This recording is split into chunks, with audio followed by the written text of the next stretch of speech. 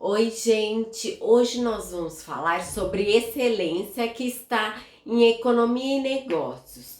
Nós vimos que Deus nos colocou como administrar os bens que todo ele deu, né? As criação. Mas nós não podemos pensar que o nosso sucesso vem da nossa própria capacidade. O nosso coração ele deve estar preservado na presença do Senhor. Nós somos totalmente dependentes do favor do Pai para nós termos o sucesso. Sempre que nós prosperamos, as outras pessoas podem ver e reconhecer a participação da bondade do nosso Deus na nossa vida. Nós não podemos ficar parados esperando algo acontecer. Nós temos que colocar a mão na massa. Por meio do nosso sucesso, nós somos capazes de anunciar o Evangelho de Deus de forma que muito mais eficaz. Como um empresário, ele pode refletir as características do reino de Deus no nosso negócio. Ontem nós falamos sobre a diligência, que é a responsabilidade de vivermos nos fundamentos do zelo e da sabedoria de Deus, com todos os recursos que Deus nos dá. Hoje nós vamos falar sobre a excelência, que esse é o valor, né? E a excelência tá em Colossenses 23. Tudo que você fizer, faça de coração, como se fosse para o Senhor e não para os homens. Quando você faz o melhor, tudo. É em finanças, em empreendedorismo, em investimento, todas as atitudes. Você tem que ter a motivação certa para o Senhor e não para os homens. Muitas vezes as pessoas fazem para juntar riqueza para si mesmo, mas você tem que entender que Deus vai prosperar para podermos abençoar as outras pessoas. Em Eclesiastes 9, capítulo, fala um pouco diferente, fala o seguinte: tudo que fizer a mão, faça conforme as tuas forças. Então, Colossenses eles falam, faça o melhor, e aí ele fala conforme a sua capacidade de fazer. Porque o além para onde tu vais não há obra, nem projetos, nem sabedoria alguma. Então a gente vê que tudo que se vem na sua mão, você tem que fazer o melhor. E tem que fazer com toda a sua força. Você tem que usar toda a sua capacidade, seu potencial, para aquilo que vem na sua mão possa multiplicar. Eu gosto de trazer duas histórias que tem tudo a ver com excelência. Duas pessoas que moveram, né, a igreja dessa forma a economia, os negócios de uma cultura totalmente contra os seus valores e os seus princípios de Deus, que é Daniel na Babilônia e José no Egito. O que os dois tinham em comum? Tudo que eles faziam melhor. Em Daniel fala que havia um espírito excelente. Ele tinha muito conhecimento, ele tinha muita inteligência e ele não era apático. E José, mesmo na prisão, mesmo vivendo no cativeiro, eles não ficaram apáticos. Tudo que eles poderiam fazer de melhor e com as suas mãos, eles sempre faziam. Agora, vamos ler então Daniel 5:12. Porquanto o espírito da excelência, do conhecimento e da inteligência, da interpretação de sonhos, declaração de enigmas e soluções da casa difíceis se acharam neste Daniel.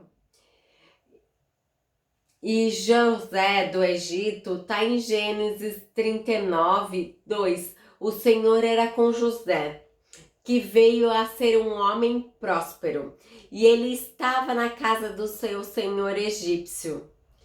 Então, nesses dois textos, nós notamos essa semelhança entre José e Daniel. Ambos foram, homens qualificados, como homens sábios, bem dispostos a fazer tudo o que ordenassem. Eles tiveram em comum tanto Daniel como José eles tiveram as pessoas invejosas que queriam derrubar. Daniel era sátrapas que eles se reuniam para tirar ele do governo, e o José eram os próprios irmãos que eram invejosos e queriam derrubar José.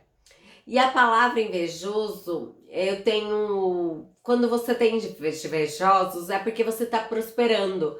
Você é bem-aventurado. Bem-aventurado é aquele que é tão feliz, que está indo de sucesso em progresso, que as pessoas elas vão se sentir incomodadas.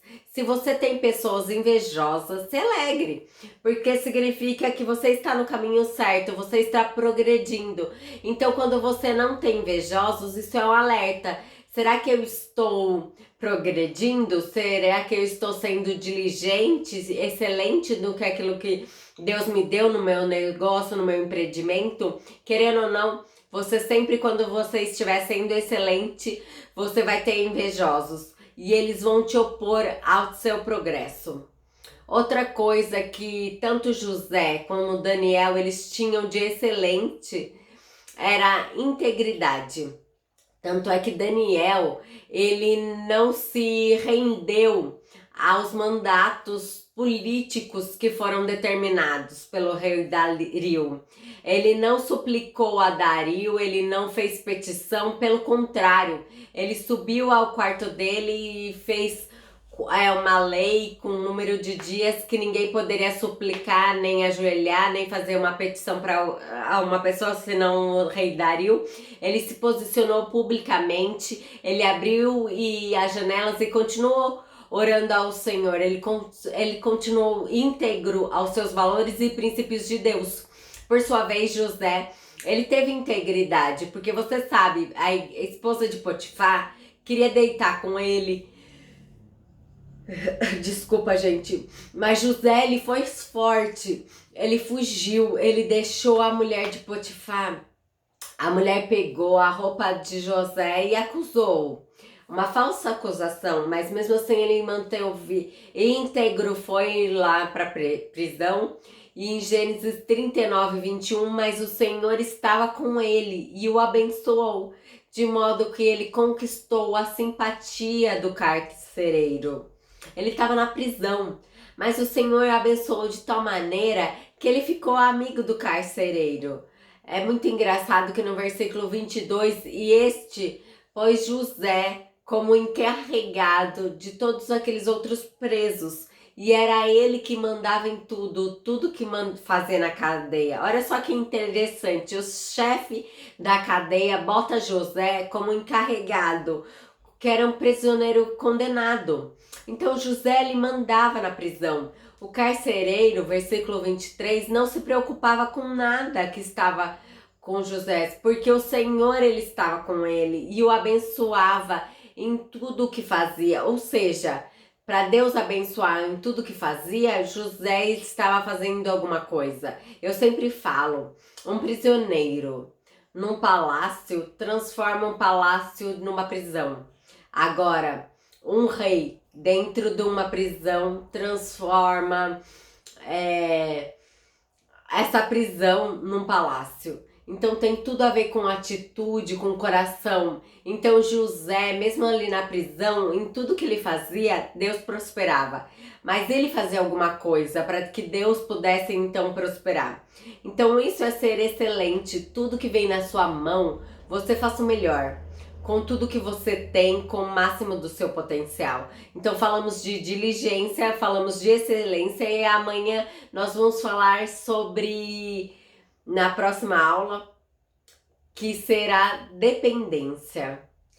Pense em como você pode ser excelência em tudo que você faz. Pense nas suas atitudes, se você está fazendo com excelência como se fosse para Deus em tudo. Se você está sendo esforçado, desde a pequena coisa como fazer uma comida, falar com alguma pessoa, lavar uma roupa, ou mesmo no seu trabalho, se você está fazendo com excelência, como se fosse para Deus. Pense no exemplo desses dois homens. Será que Deus, ele pode ver isso em você? Dê um like, se inscreva no nosso canal. Até!